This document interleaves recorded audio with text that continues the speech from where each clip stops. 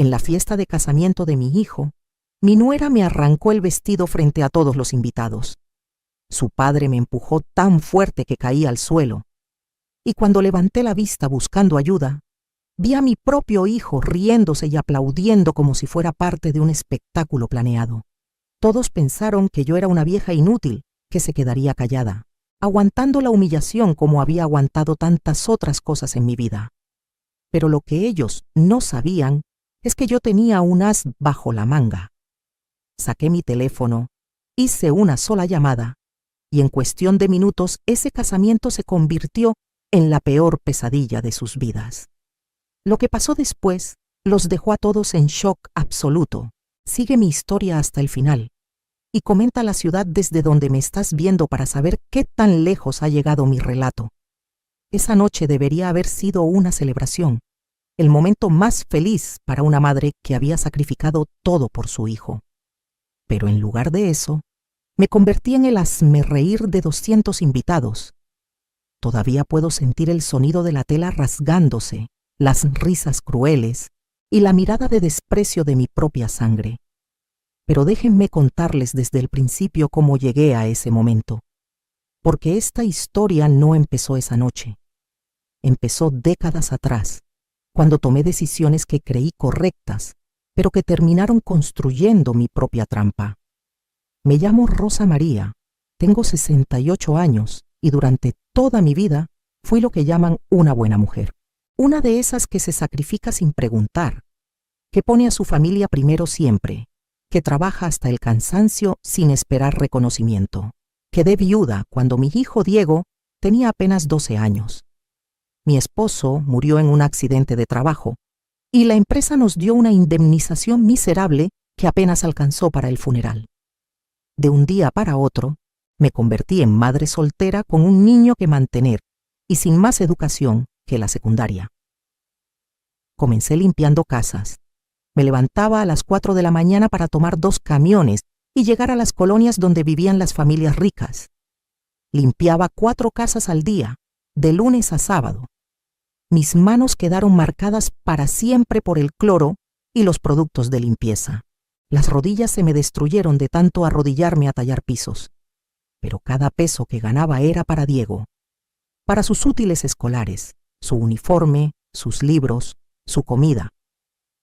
Yo comía lo que sobraba, usaba la misma ropa durante años, nunca me compraba nada para mí. Los fines de semana hacía tamales para vender. Me quedaba despierta toda la noche del sábado preparando la masa, el relleno, envolviendo uno por uno. El domingo salía a venderlos por el barrio. Diego me ayudaba a repartir cuando era chiquito, pero conforme fue creciendo, comenzó a darle vergüenza. No quería que sus amigos lo vieran vendiendo tamales con su mamá. Lo entendí, o al menos eso me dije a mí misma. Quería que él tuviera una vida mejor, que no sintiera la pobreza como yo la había sentido. Cuando Diego entró a la preparatoria, conseguí un trabajo extra de noche cuidando a un señor mayor. Dormía 3 o 4 horas por día, nada más. Mi cuerpo estaba destruido, pero mi corazón estaba lleno de orgullo, porque mi hijo iba a la escuela, tenía lo que necesitaba, y hasta podía salir con sus amigos de vez en cuando. Yo le daba dinero para sus gastos, para que no se sintiera menos que los demás. Me mataba trabajando para que él pudiera vivir como un muchacho normal. Logré que entrara a la universidad. Fue el día más feliz de mi vida cuando recibió la carta de aceptación. Estudiaría administración de empresas. Mi hijo iba a ser licenciado, iba a tener un título, iba a ser alguien importante.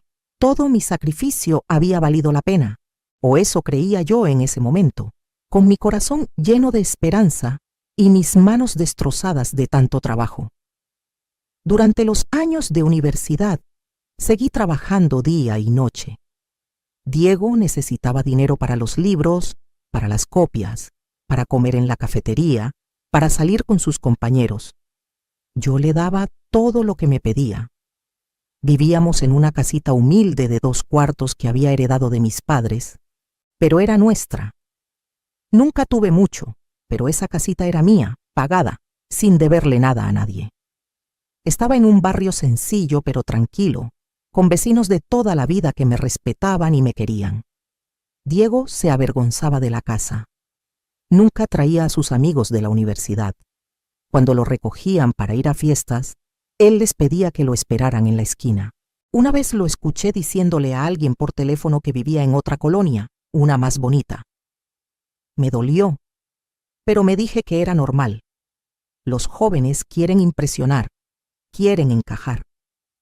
Ya cuando se graduara y consiguiera trabajo, todo sería diferente. O al menos eso me repetía a mí misma cada vez que sentía esa punzada en el pecho. Se graduó con honores. Yo fui a la ceremonia con el mismo vestido que había usado para graduaciones anteriores, remendado y planchado con cuidado. Me senté hasta atrás, entre todas las mamás que iban elegantes con sus vestidos nuevos y sus zapatos caros.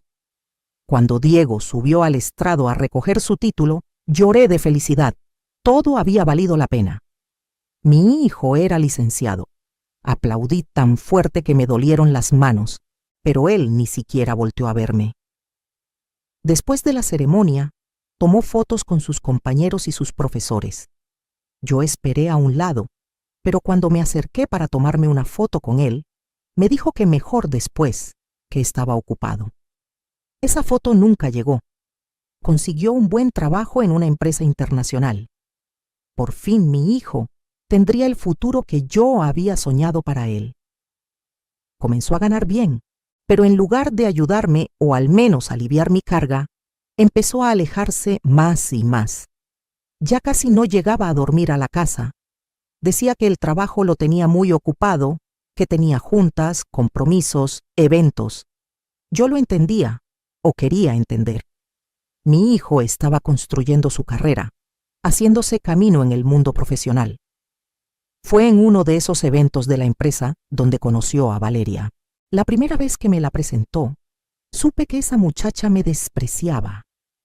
Lo vi en sus ojos, en la forma en que miró nuestra casa como si fuera un basurero, en cómo arrugó la nariz cuando le ofrecí café. Venía de una familia con dinero, eso era evidente. Su ropa, sus joyas, hasta la manera de hablar, delataban que había crecido en un mundo completamente diferente al nuestro. Diego estaba deslumbrado con ella, la miraba como si fuera una diosa. Valeria comenzó a cambiar a mi hijo. De repente Diego empezó a criticar todo de nuestra vida.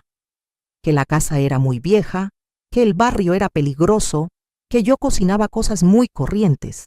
Empezó a llegar con comida de restaurantes caros, diciendo que ya no quería comer mis guisados.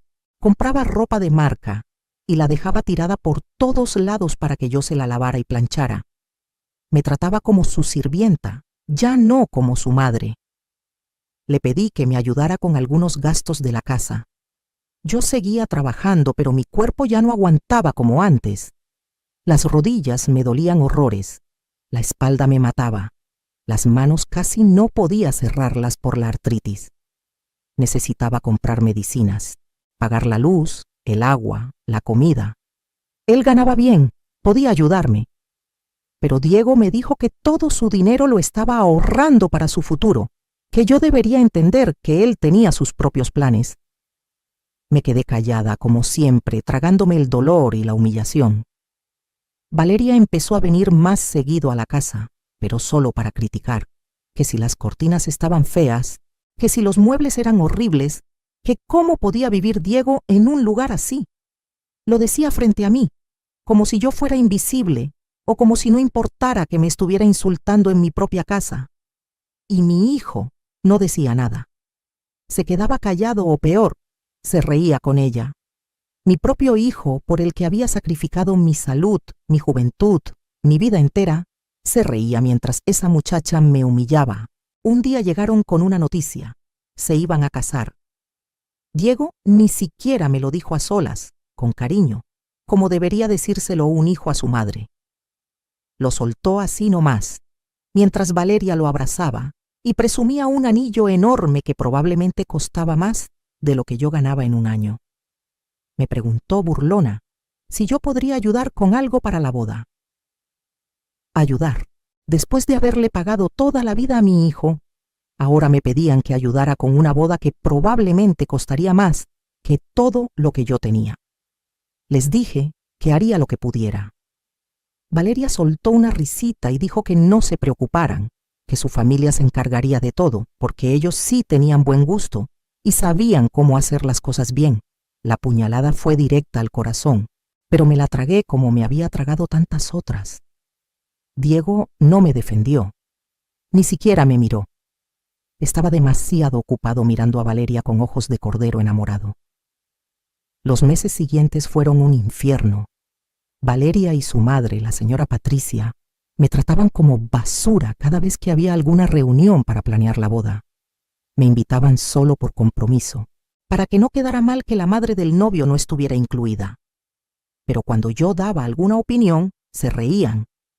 Decían cosas como que yo no entendía de elegancia, que venía de un mundo muy diferente, que mejor me quedara callada y las dejara a ellas, que sí sabían. Y Diego, mi hijo, el niño que había cargado en mi espalda, que había alimentado con el sudor de mi frente, se quedaba callado o peor, les daba la razón. Me preguntaron qué me iba a poner para la boda. Les dije que tenía un vestido que podía arreglar, uno que había comprado años atrás para un bautizo. Valeria casi se ahoga de la risa. Dijo que de ninguna manera iba a permitir que la madre del novio fuera vestida como una cualquiera a su boda. Que qué iban a decir sus invitados, su familia, sus amigos importantes. Me dio la dirección de una tienda y me dijo que fuera a ver los vestidos, que eligiera algo apropiado y que ella pagaría la mitad como gesto de buena voluntad. Fui a esa tienda y casi me da un infarto cuando vi los precios. El vestido más barato costaba lo que yo ganaba en 3 meses. Le dije a la dependienta que había un error, que yo no podía pagar eso. Llamaron a Valeria y ella llegó hecha una furia. Me dijo enfrente de todas las empleadas que ella le había dicho a Diego que era un error casarse sabiendo que tenía una suegra de clase baja, pero que qué se le iba a hacer, tendría que cargar con esa cruz. Eligió el vestido más caro de la tienda, uno azul marino con pedrería, y me dijo que esa era mi mitad del trato. Yo tendría que pagar la otra mitad o no ir a la boda. Vendí las pocas joyas que tenía. Un anillo de mi mamá, unos aretes que había heredado de mi abuela, una cadenita de oro que mi esposo me había regalado cuando nació Diego. Eran lo único de valor que me quedaba, los únicos recuerdos físicos de las personas que había amado. Los vendí todos para pagar ese maldito vestido. Lloré toda la noche, pero me dije que lo hacía por mi hijo, por estar presente en el día más importante de su vida. Qué estúpida fui. La semana antes de la boda, Valeria me llamó. Necesitaban que yo ayudara el día del evento, no como invitada, sino ayudando. Que si podía llegar temprano para supervisar que los meseros pusieran bien las mesas, que si podía estar pendiente de que todo saliera perfecto. Me estaban pidiendo que trabajara en la boda de mi propio hijo. Le dije que estaba bien, que lo haría. ¿Qué más podía decir? Ya había aprendido que mi lugar en la vida de Diego era servir, callarme y aguantar. Llegó el día de la boda. Me levanté a las 4 de la mañana como había hecho toda mi vida. Me arreglé con cuidado, me puse ese vestido carísimo que me había costado mis únicos recuerdos valiosos. Me vi al espejo y por un momento me sentí linda, elegante, digna. Pensé que tal vez ese día mi hijo me miraría con orgullo, me presentaría a sus amigos, me daría un abrazo y me agradecería todo lo que había hecho por él. Qué ingenua fui. No tenía idea de la pesadilla que me esperaba. Llegué al salón 3 horas antes de la ceremonia. Era un lugar lujosísimo en una de las zonas más caras de la ciudad. Jardines enormes, fuentes, decoración que probablemente costaba más que mi casa entera. Los organizadores me pusieron a trabajar de inmediato, que si revisaba esto, que si movía aquello, que si me aseguraba de que los centros de mesa estuvieran perfectos. Yo obedecía todo, sudando en mi vestido caro, con los pies matándome en los zapatos nuevos que también había tenido que comprar. Valeria llegó como una reina, rodeada de su madre y sus damas de honor. Pasó junto a mí como si fuera parte de la decoración Ni siquiera me saludó. Su madre, Patricia, me vio y me gritó que por qué estaba parada ahí sin hacer nada, que fuera a revisar que los baños estuvieran impecables, porque ya iban a empezar a llegar los invitados importantes. Me tragué la humillación y fui a revisar los baños como una empleada más. Los invitados comenzaron a llegar. Gente elegante, con ropa cara, hablando de sus negocios, sus viajes, sus vidas perfectas. Yo me quedé a un lado, sintiéndome completamente fuera de lugar a pesar de mi vestido caro. Algunos me confundían con el personal de servicio y me pedían cosas. Yo les explicaba que era la madre del novio y me miraban con sorpresa, como si no pudieran creer que alguien como yo hubiera producido a alguien como Diego. Vi a mi hijo por primera vez ese día, cuando estaba a punto de empezar la ceremonia. Estaba guapísimo con su traje, rodeado de sus amigos, riendo y tomando fotos. Me acerqué para saludarlo, para decirle que se veía hermoso, para darle un beso y desearle felicidad. Cuando me vio venir, su expresión cambió. Era una mezcla de vergüenza y molestia. Me dio un abrazo rápido, frío, y me dijo que mejor me fueras a sentar, que ya iba a empezar todo. Ni siquiera me presentó con las personas que estaban a su alrededor. La ceremonia fue hermosa, tengo que admitirlo. Flores por todos lados, música en vivo, un sacerdote que probablemente cobraba una fortuna. Yo estaba sentada hasta atrás, en una esquina, mientras que la familia de Valeria ocupaba todos los lugares de honor. La mamá de Valeria estaba en primera fila, llorando de emoción, rodeada de familiares que la abrazaban y la felicitaban. Yo estaba sola, acompañada únicamente por un par de vecinas que había invitado y que eran las únicas personas en ese lugar que realmente me querían. Cuando el sacerdote preguntó si alguien se oponía a la unión, por un segundo loco pensé en levantarme, en decir que me oponía porque mi hijo se había convertido en un desconocido, porque esa mujer lo había envenenado contra mí, porque todo aquello estaba mal. Pero me quedé callada, como siempre, tragándome las palabras, las lágrimas, el dolor. Vi a Diego decir sí acepto sin ninguna duda en su voz, sin voltear a verme ni una sola vez. Después de la ceremonia empezó la recepción. Yo intenté acercarme a la mesa principal donde estaban los novios, pero había un cordón de seguridad. Literal seguridad privada que no dejaba pasar a nadie sin autorización. Tuve que esperar como todos los demás invitados. Cuando por fin pude acercarme, Valeria me miró con desprecio y me dijo que me apurara, que había mucha gente esperando para felicitarlos. No me dejó siquiera abrazar a mi hijo apropiadamente. Fue todo tan frío, tan distante, tan doloroso. Me senté en mi mesa asignada, que estaba hasta el fondo del salón, lejos de la pista de baile, lejos de la mesa principal, lejos de todo. Mis vecinas intentaban animarme, diciéndome que todo se veía muy bonito, que Diego se había casado bien. Yo asentía y sonreía, pero por dentro me estaba muriendo.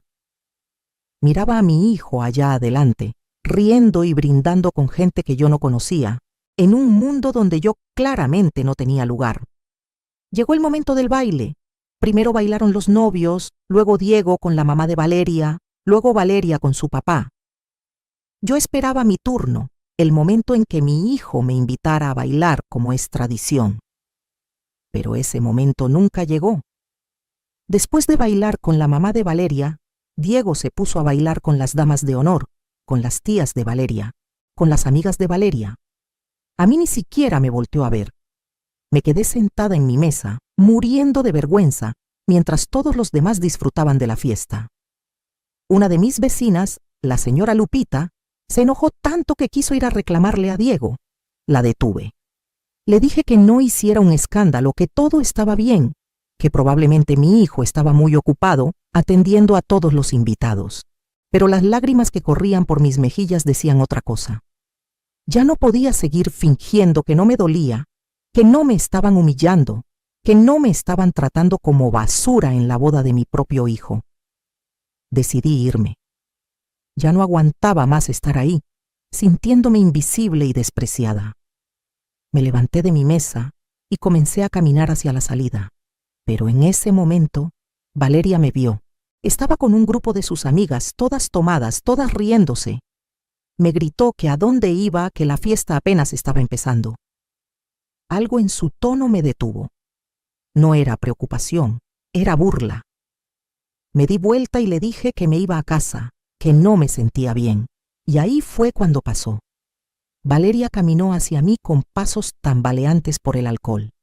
Sus amigas la seguían, riéndose, como si fuera un espectáculo planeado. Cuando llegó frente a mí, me miró de arriba abajo con asco.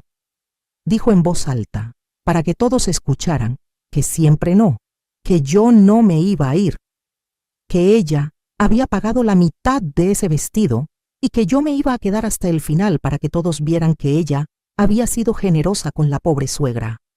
Intenté alejarme, pero ella me agarró del brazo con fuerza. Le pedí que me soltara. La gente ya nos estaba mirando. El ambiente se había puesto tenso. Pero Valeria estaba disfrutando la atención. Dijo que ese vestido era demasiado elegante para alguien como yo, que yo no merecía usar algo tan fino.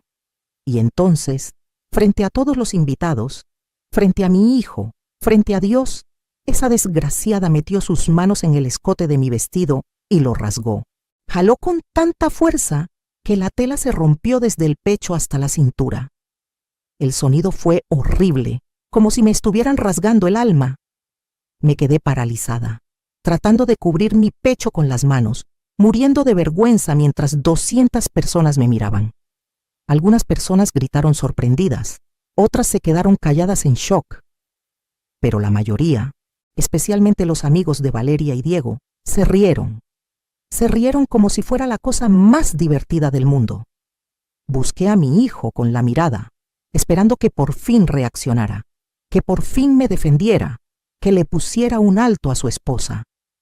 Pero lo que vi me destruyó completamente. Diego estaba parado junto a la mesa principal, con una copa en la mano, riéndose. Se estaba riendo de su propia madre, humillada y semidesnuda frente a todos. Y no solo eso, estaba aplaudiendo. Aplaudía como si Valeria hubiera hecho algo maravilloso, algo digno de celebración. En ese momento algo dentro de mí se rompió, algo que jamás podría repararse. Mi hijo, por quien lo había dado todo, me estaba aplaudiendo mi humillación. El papá de Valeria, un hombre grande y borracho, se acercó a mí gritando que me largara, que cómo me atrevía a arruinar la boda de su hija con mi drama. Me empujó tan fuerte que caí al suelo. Mis rodillas, ya destruidas por años de trabajo, golpearon contra el piso de mármol. El dolor fue insoportable, pero peor fue la humillación. Estaba tirada en el suelo con el vestido roto, llorando, y la gente alrededor riéndose o mirándome con lástima. Nadie me ayudó a levantarme. Nadie. Tuve que levantarme sola, sujetando mi vestido roto con una mano, mientras con la otra buscaba mi bolsa que se había caído. Mis vecinas corrieron hacia mí. La señora Lupita me quitó su chaleco para que me cubriera. Me abrazó y me dijo que nos fuéramos de ahí inmediatamente, pero yo no podía moverme. Me quedé ahí parada, viendo a mi hijo, que seguía riéndose con Valeria como si yo no existiera, como si no acabara de presenciar cómo me humillaban de la peor manera posible. Valeria gritó algo sobre que por fin me iba y que ojalá no volviera nunca. Sus amigas aplaudieron.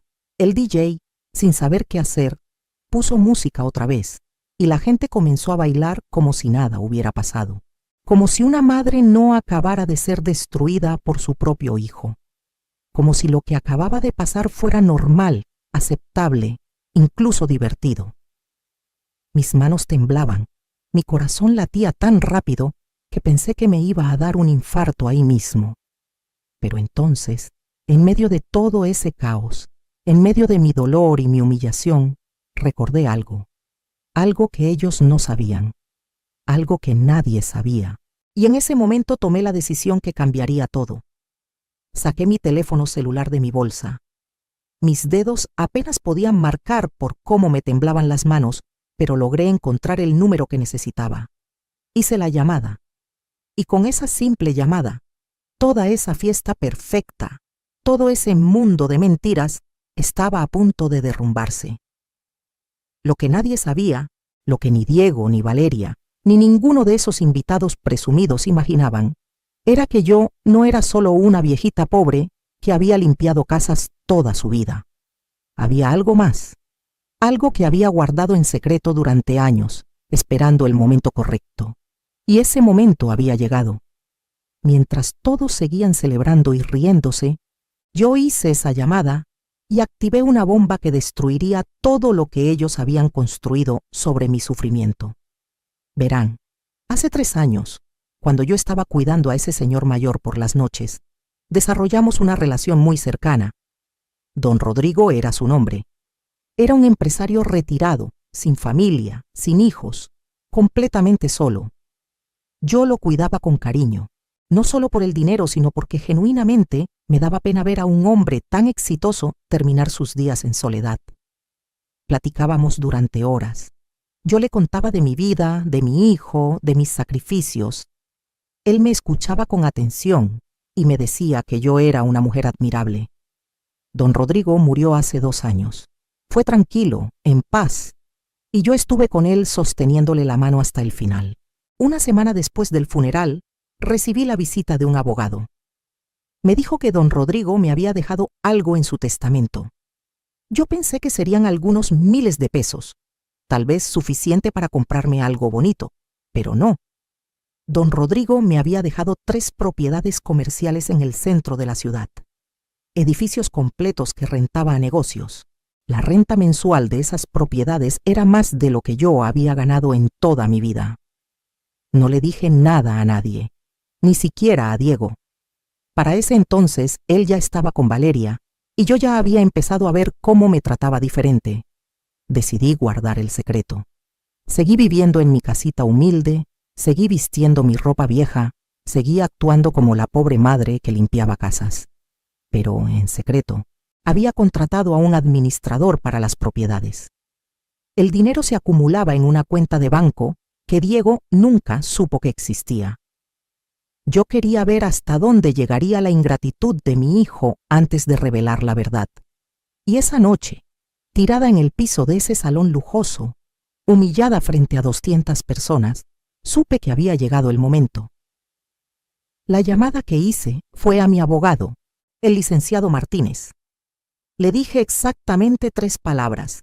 Activa el plan. Él sabía qué hacer. Durante meses habíamos preparado todo para este momento. Yo sabía que algo así podía pasar. Conocía a Valeria. Conocía en lo que se había convertido mi hijo. Y había preparado mi venganza con paciencia y precisión. Me levanté del piso con la ayuda de mis vecinas. Me cubrí con el chaleco y caminé hacia la salida del salón con la cabeza en alto. Ya no estaba llorando. Una calma extraña se había apoderado de mí. Sabía lo que venía y necesitaba estar ahí para verlo. Le dije a la señora Lupita que no me iba a ir, que me esperara un momento. Ella me miró confundida, pero asintió. Me fui al baño, me arreglé lo mejor que pude, me sequé las lágrimas y regresé al salón. Nadie notó que regresé. Todos estaban demasiado ocupados disfrutando de la fiesta. Me quedé parada cerca de la entrada, en las sombras, esperando. No tuve que esperar mucho. 15 minutos después de mi llamada, las puertas del salón se abrieron de golpe.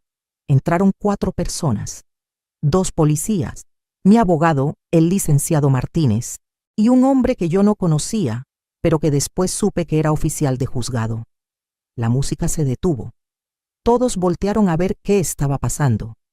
Los policías se dirigieron directamente a la mesa principal, donde estaban Diego y Valeria. El licenciado Martínez llevaba una carpeta grande llena de documentos. Diego se puso de pie, confundido y todavía un poco borracho, preguntando qué demonios estaba pasando. Valeria gritaba que quién había llamado a la policía, que esto era un evento privado. El papá de Valeria, todavía borracho, intentó echarse encima de los policías, pero fue rápidamente controlado. El licenciado Martínez habló con voz clara y fuerte para que todos escucharan. Dijo que venía en representación de la señora Rosa María y señaló hacia donde yo estaba parada. Todos voltearon a verme. Vi la cara de Diego pasar de la confusión al shock cuando me vio ahí, cuando se dio cuenta de que esto era obra mía.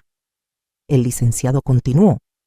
Dijo que traía documentos legales que necesitaban ser entregados esa noche, porque al día siguiente tomarían efecto varias acciones legales. Primero, le entregó documentos a Diego. Le estaba notificando que estaba siendo demandado por despojo y abuso económico. Verán, durante todos estos años, Diego había vivido en mi casa sin pagar renta, sin aportar para los gastos, sin contribuir en nada. Legalmente, yo podía demandarlo por todo ese tiempo. Además, le estaba cobrando cada peso que le había prestado para su educación, su ropa, sus gastos. Tenía recibos, documentos, transferencias bancarias, todo. Era una cantidad enorme que él jamás podría pagar. La cara de Diego era un poema. No podía creer lo que estaba escuchando. Intentó hablar, pero el licenciado no había terminado. También le estaba notificando que tenía 24 horas para desalojar mi propiedad. Sí, mi casa donde él había vivido gratis toda su vida, ahora la necesitaba vacía porque la iba a vender. Y tenía todo el derecho legal de hacerlo porque la casa era mía, solo mía, y él era solo un ocupante sin contrato. Pero eso no era todo. El licenciado se dirigió entonces a Valeria y a su familia. Les entregó otros documentos. Resultó que el edificio donde estaba el salón de eventos, ese lugar lujosísimo donde estábamos, era una de las propiedades que don Rodrigo me había heredado. Yo era la dueña del lugar y estaba ejerciendo mi derecho de cancelar el evento inmediatamente por conducta inapropiada y violencia física en mis instalaciones. Tenían 30 minutos para desalojar el lugar o llamaría a más policías. El silencio que siguió fue absoluto. 200 personas completamente calladas, procesando lo que acababan de escuchar. Valeria fue la primera en reaccionar. Empezó a gritar que eso era mentira, que yo era una mujer pobre que limpiaba casas, que no podía ser dueña de nada, que esto era un fraude, una broma de mal gusto. El licenciado Martínez simplemente abrió su carpeta y mostró los documentos de propiedad. Títulos legales, escrituras, todo en orden, todo a mi nombre. La mamá de Valeria, Patricia, se puso histérica. Gritaba que habían pagado una fortuna por ese salón, que tenían un contrato. El licenciado le explicó con calma que sí, tenían un contrato, pero ese contrato incluía cláusulas de comportamiento. Violencia física contra la dueña de la propiedad era causa de cancelación inmediata sin reembolso. Todo el dinero que habían pagado se quedaría conmigo como compensación por los daños y la agresión que había sufrido. El papá de Valeria, el mismo que me había empujado, intentó acercarse a mí, pero los policías lo detuvieron. Le advirtieron que ya tenía una denuncia por agresión física en su contra y que si se acercaba a mí sería arrestado inmediatamente. El hombre se puso rojo de la ira, pero no pudo hacer nada. Estaba atrapado. Todos estaban atrapados en las consecuencias de sus propias acciones. Diego finalmente encontró su voz. Caminó hacia mí, tambaleándose un poco por el alcohol y el shock. Me preguntó cómo podía hacerle esto. Él era mi hijo, lo había criado. ¿Cómo podía ser tan cruel? Y ahí, frente a todos, le respondí.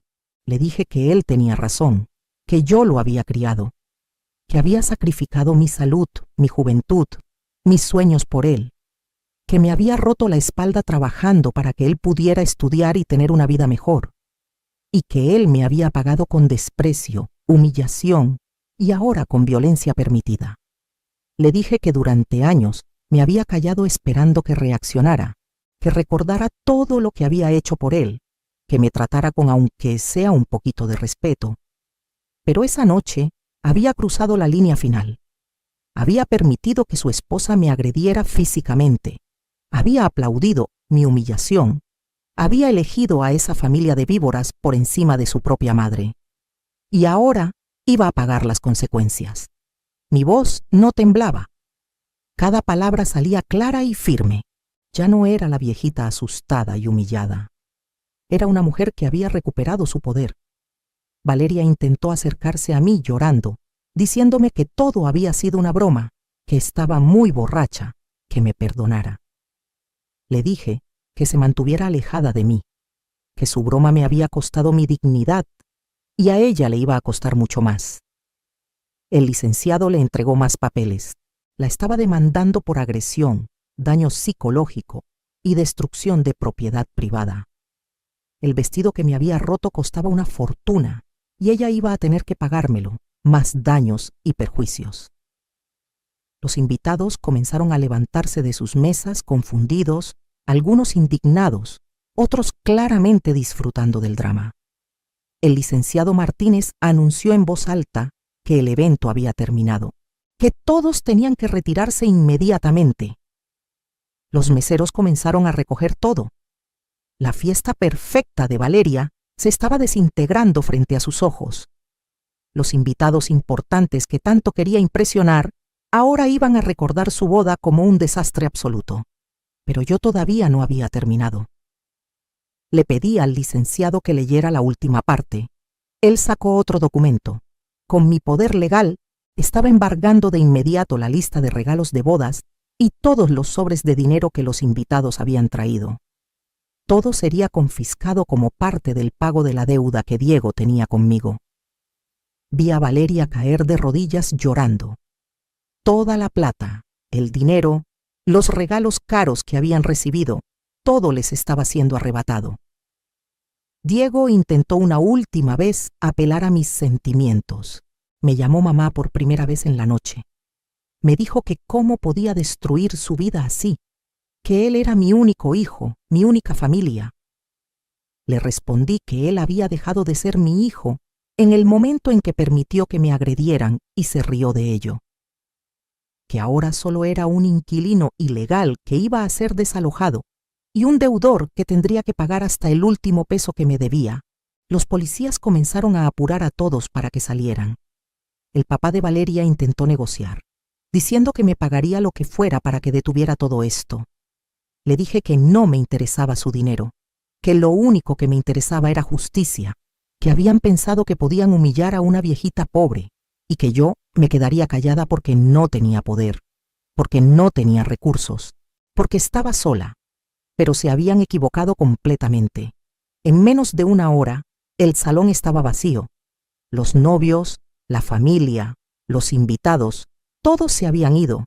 Quedaban solo los empleados recogiendo el desastre, mi abogado, los policías, mis vecinas y yo. Me senté en una de las sillas, sintiéndome exhausta, pero también extrañamente ligera, como si me hubiera quitado un peso enorme de encima. La señora Lupita me abrazó llorando, diciéndome que estaba orgullosa de mí, que había hecho lo correcto. El licenciado Martínez se acercó y me explicó los siguientes pasos. Diego tenía 24 horas para salir de la casa o sería sacado por la fuerza. La demanda por despojo y abuso económico procedería y probablemente ganaríamos, considerando toda la evidencia que teníamos. Valeria y su padre enfrentaban cargos por agresión que podrían resultar en cárcel si yo decidía llevarlos hasta las últimas consecuencias. Todo el dinero y regalos de la boda serían embargados para pagar parte de la deuda. Esa noche dormí en un hotel de 5 estrellas que pagué sin pensarlo 2 veces. Me di un baño largo en una tina enorme, pedí servicio al cuarto y dormí en sábanas de lujo. Por primera vez en décadas, dormí sin preocupaciones, sin dolor en el alma, sin sentir que tenía que sacrificarme por alguien más. Desperté al día siguiente sintiéndome como una persona nueva. Los días siguientes fueron un torbellino. Diego intentó llamarme cientos de veces. Le bloqueé el número. Intentó ir a buscarme, pero yo ya no estaba en mi casa vieja. Me había mudado a un departamento hermoso en una zona exclusiva de la ciudad. Algo que pude pagar fácilmente con mis rentas. Contraté a un administrador para que supervisara el desalojo de Diego de mi antigua casa. No quería verlo, no quería escuchar sus excusas. Valeria y su familia intentaron llegar a un acuerdo extrajudicial. ofrecieron pagarme una cantidad considerable para que retirara las demandas. El licenciado Martínez me aconsejó que aceptara, que era un buen trato, pero yo dije que no, que el dinero no era lo importante. Quería que enfrentaran las consecuencias legales completas de sus acciones. Quería que tuvieran antecedentes penales, que cuando alguien googleara sus nombres, encontrara que habían agredido a una anciana. El caso fue a juicio. Diego y Valeria tuvieron que presentarse ante un juez. Yo llevé años de evidencia, recibos, fotos, mensajes, testigos de cómo me habían tratado. Mis vecinas declararon a mi favor, contando todo lo que habían presenciado. Hasta algunos de los invitados de la boda, horrorizados por lo que habían visto, se ofrecieron como testigos. El juez falló completamente a mi favor. Diego fue obligado a pagarme una cantidad enorme por manutención retroactiva y despojo. Valeria y su padre fueron condenados a pagar daños y a cumplir servicios comunitarios por agresión. El récord criminal quedó permanente en sus antecedentes. La carrera de Diego en esa empresa internacional terminó cuando sus jefes se enteraron del escándalo. Lo despidieron porque la imagen pública de la empresa era muy importante y no podían tener empleados con ese tipo de problemas legales. Valeria perdió todas sus amistades de la alta sociedad cuando se corrió la voz de lo que había hecho. La pareja se divorció menos de 6 meses después de la boda. No pudieron con el estrés, las deudas y la humillación pública. Valeria lo culpaba a él por tener una madre loca que había arruinado todo. Él la culpaba a ella por haber sido tan estúpida de atacarme físicamente. Se destruyeron mutuamente, exactamente como se merecían. Supe todo esto porque mi abogado me mantenía informada, no porque yo buscara saberlo. Honestamente ya no me importaban. Mientras ellos se hundían en sus problemas, yo florecía. Con el dinero de las rentas de mis propiedades, decidí hacer todo lo que siempre había soñado, pero nunca pude. Viajé por primera vez en mi vida. Fui a Cancún, a la Ciudad de México. Incluso me animé a ir a España. Conocí lugares hermosos, comí en restaurantes elegantes, me compré ropa bonita. Me hice tratamientos para las manos destruidas por el cloro, para las rodillas dañadas por años de arrodillarme. Me inscribí en clases de pintura, algo que siempre me había gustado, pero nunca tuve tiempo ni dinero para hacer. Resultó que era bastante buena. Mis pinturas empezaron a venderse en una galería local. No necesitaba el dinero, pero la satisfacción de que alguien valorara mi arte era indescriptible. Hice amigas nuevas, mujeres de mi edad que también habían pasado por dificultades y que ahora disfrutaban de su libertad. Doné dinero a organizaciones que ayudan a madres solteras. Sabía exactamente lo que era luchar sola, sin apoyo, sacrificándose por los hijos. Ayudé a varias mujeres a pagar sus estudios, a poner pequeños negocios, a salir adelante. Ver sus caras de agradecimiento, saber que estaba haciendo una diferencia real en sus vidas, me llenaba de una alegría que nunca había sentido. Un año después de la boda desastrosa, recibí una carta. Era de Diego.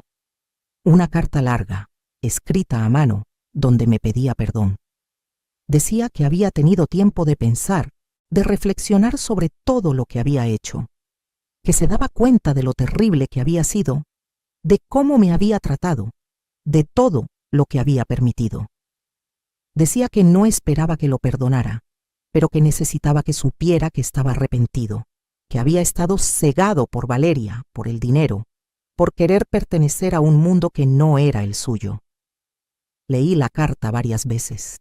Busqué en mi corazón algún resto del amor incondicional que le había tenido. Y sí, encontré algo. Era mi hijo después de todo, la sangre de mi sangre. Pero también encontré algo más fuerte, amor propio, respeto por mí misma, la comprensión de que perdonar no significa olvidar ni permitir que te sigan lastimando. Decidí que no le respondería, al menos no todavía.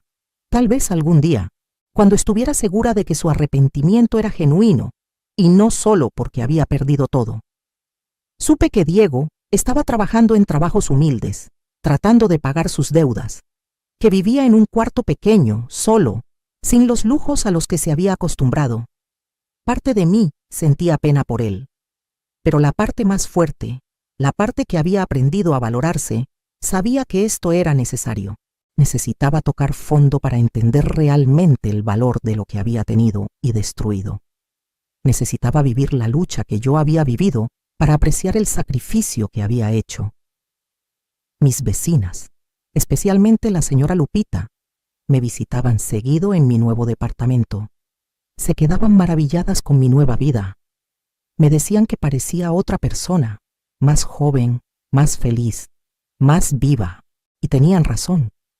Por primera vez en mi vida, estaba viviendo para mí, no para un marido, no para un hijo, no para nadie más, para mí. Rosa María, una mujer que había sobrevivido décadas de sacrificio y que ahora estaba reclamando su derecho a ser feliz. Empecé a salir con un señor que conocí en las clases de pintura. Se llamaba Alberto, era viudo como yo y tenía una historia similar de sacrificio y eventual liberación. No era nada serio, solo compañía agradable, alguien con quien ir al cine, cenar, platicar. Me trataba con respeto, con admiración, con cariño. Me hacía sentir valorada. Era algo completamente nuevo para mí y me encantaba. A veces, cuando estaba sentada en la terraza de mi departamento, tomando café y viendo la ciudad, pensaba en todo lo que había pasado, en cómo una sola noche había cambiado completamente mi vida, en cómo la peor humillación de mi vida se había convertido en el catalizador de mi liberación.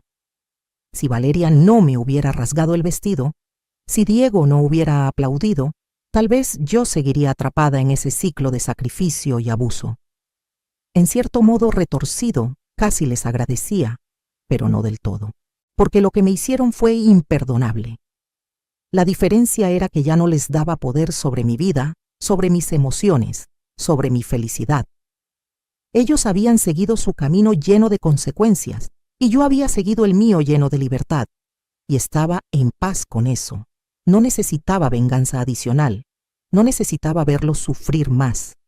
Su propio karma se estaba encargando de ellos. 2 años después de la boda, volví a recibir noticias de Diego, esta vez a través del licenciado Martínez. Diego había pagado completamente su deuda. Había trabajado día y noche durante 2 años, viviendo con lo mínimo, ahorrando cada peso para pagarme lo que me debía. El licenciado me dio un cheque y otra carta. En esta carta, Diego no solo pedía perdón, explicaba todo lo que había aprendido, cómo trabajar en empleos humildes le había hecho entender finalmente lo que yo había vivido por él.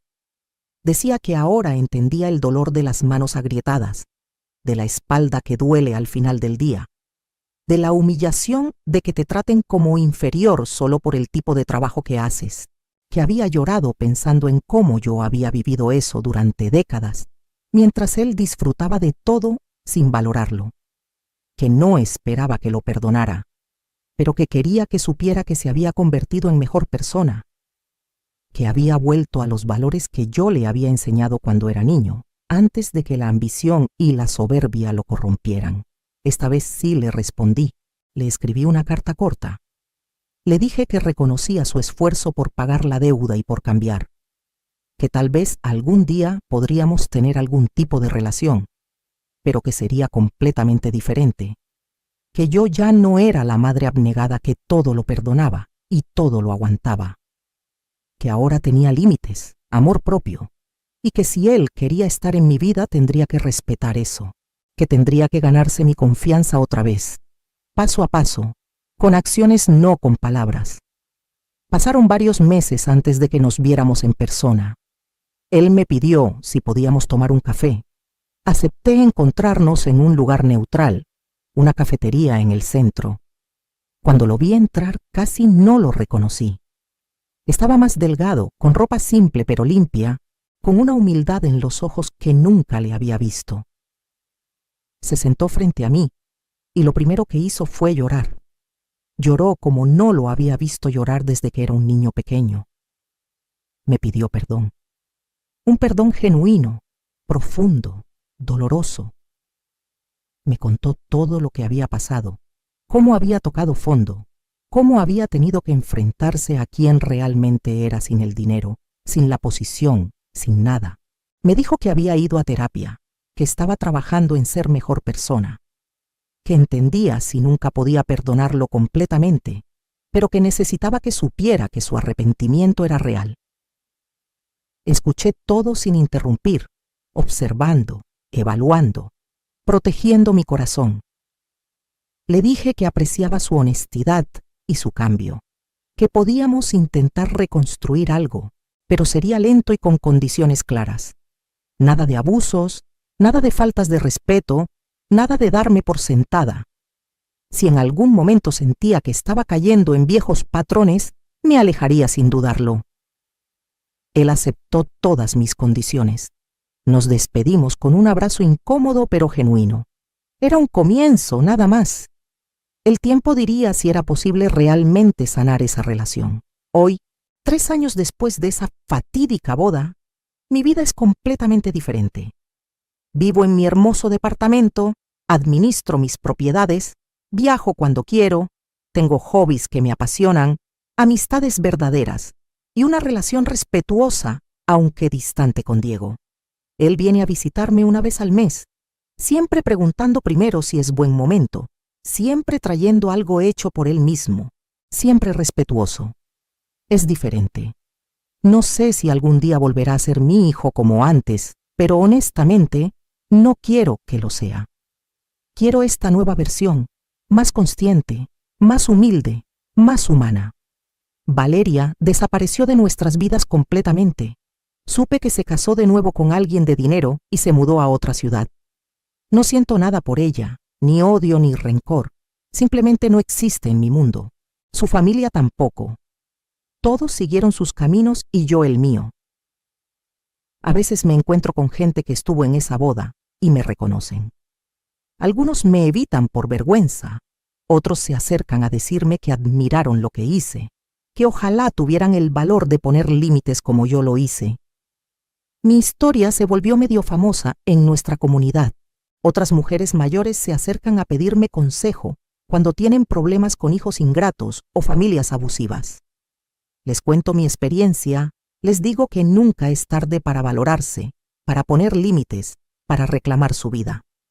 Algunas me dicen que no pueden, que no tienen recursos, que están atrapadas. Les explico que el recurso más importante es el amor propio, la decisión de no seguir permitiendo el abuso. El dinero ayuda, sí, pero la decisión es lo fundamental. Hace poco di una plática en un centro comunitario para mujeres. Conté mi historia completa, sin vergüenza, sin ocultar nada. Hablé de los años de sacrificio, de la humillación, del momento en que decidí que ya era suficiente. Hablé de cómo la peor noche de mi vida se convirtió en el inicio de la mejor etapa de mi vida. Cuando terminé, muchas mujeres lloraban. Algunas me abrazaron diciéndome que les había dado esperanza, que les había mostrado que sí es posible cambiar las cosas incluso cuando parece imposible. Una mujer en particular se me acercó después. Tenía como 50 años y me contó que llevaba 30 aguantando los abusos de sus hijos adultos que vivían con ella sin aportar nada, tratándola como sirvienta. Me dijo que mi historia le había abierto los ojos, que esa misma semana iba por ir a empezar a poner límites. Meses después, me buscó para contarme que lo había hecho, que sus hijos habían reaccionado mal al principio, pero que eventualmente tuvieron que madurar y empezar a valerse por sí mismos. Me agradeció por haberle dado el valor de reclamar su vida. Esos momentos me llenan más que cualquier cantidad de dinero. Saber que mi dolor, mi experiencia, mi decisión de no quedarme callada, está ayudando a otras mujeres a liberarse. Es como si todo lo que pasé tuviera un propósito mayor. No justifico lo que me hicieron, nunca lo haré, pero le encontré significado. Lo convertí en algo que puede ayudar a otros, y eso me da paz. Alberto y yo seguimos juntos. Nada serio ni formal, Solo dos personas mayores disfrutando de compañía mutua con respeto y cariño. Viajamos juntos, cocinamos juntos, vamos a exposiciones de arte. Él también pinta y a veces hacemos exhibiciones conjuntas de nuestro trabajo. Es una relación completamente diferente a todo lo que conocí antes. No hay sacrificio desmedido, no hay abnegación, no hay perder mi identidad en otra persona. Somos dos individuos completos que eligen pasar tiempo juntos porque les hace felices. Mi salud ha mejorado increíblemente, sin el estrés constante, sin el trabajo físico extremo, con acceso a buena atención médica, me siento mejor que en décadas. Las rodillas todavía me duelen a veces. Las manos nunca volverán a ser como antes, pero el dolor emocional que cargaba era peor que cualquier dolor físico. Ahora mi corazón está ligero. Duermo bien por las noches. Me despierto con ganas de vivir el día. Es algo que nunca pensé que experimentaría a mi edad. A veces me pregunto qué hubiera pasado si don Rodrigo no me hubiera dejado esa herencia. Si yo hubiera seguido siendo pobre, sin recursos para defenderme. Probablemente hubiera tenido que aguantar la humillación, alejarme callada y vivir el resto de mis días cargando ese dolor. Pero tuve suerte, o bendición, o karma positivo por haber sido buena persona durante tantos años. Tuve los recursos para defender mi dignidad y cambiar mi vida. Y no desperdicié esa oportunidad. Pero también aprendí que los recursos económicos no son lo único importante. Lo más importante fue la decisión de no seguir permitiendo el abuso. Hay mujeres millonarias que aguantan humillaciones porque no se valoran, porque tienen miedo de estar solas, porque creen que merecen el maltrato. Y hay mujeres pobres que con nada se plantan firmes y dicen basta. El dinero ayuda definitivamente, pero la fortaleza viene de adentro. Le agradezco a la vida por darme la oportunidad de tener estos años finales viviendo para mí.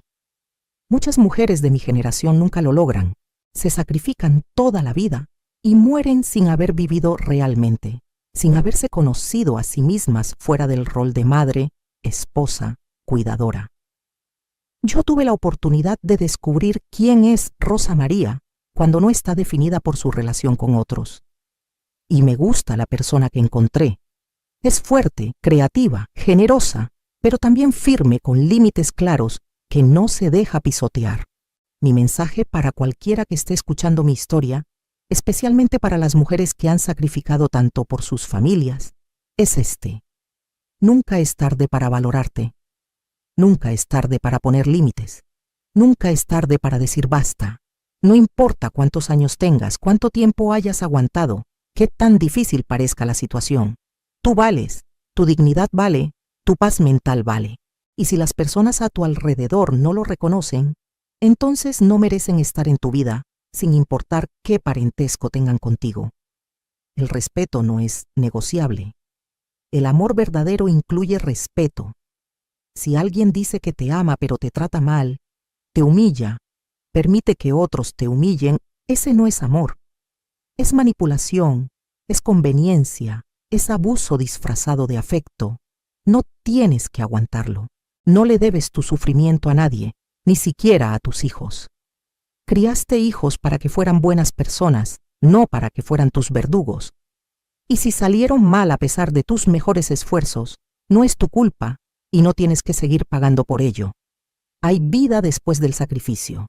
Hay felicidad después de poner límites.